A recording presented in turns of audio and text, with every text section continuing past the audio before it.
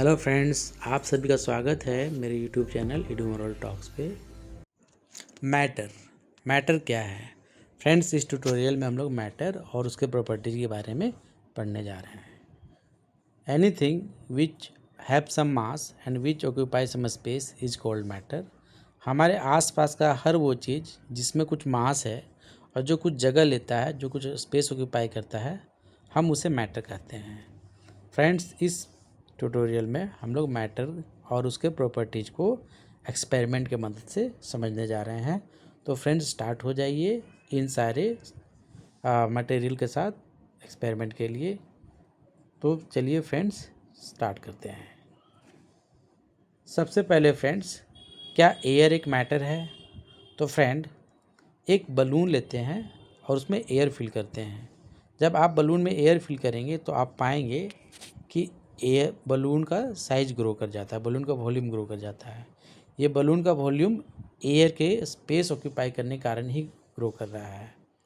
इसी तरह से जब हम एक एयर फील्ड फुटबॉल का मास निकालते हैं, पता करते हैं, और उसका कंपेयर एक पंचर्ड फुटबॉल के मास से करते हैं, तो हम पाते हैं कि एयर फील्ड फुटबॉल का मास पंचर्ड फुटबॉल से ज़्यादा है। दोनों फुटबॉल के मास का जो डिफरेंस है वो ड्यू टू एयर है। तो इससे भी पता चलता है फ्रेंड कि एयर हैव सम मास।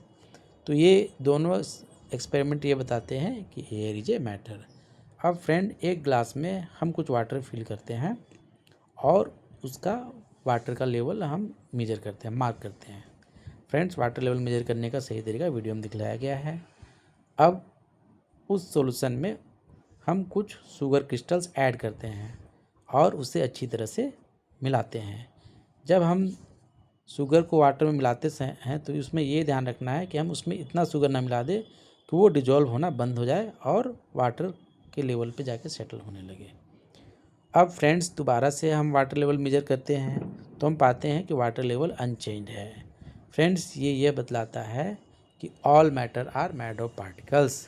जब हम शुगर को वाटर में ऐड करते हैं तो शुगर के पार्टिकल्स वाटर के पार्टिकल के बीच के गैप में जाकर सेटल हो जाते हैं, जिसे हम इंटर पार्टिकल स्पेस भी बोलते हैं, जिसकी वजह से वाटर लेवल अनचेंज रहता है।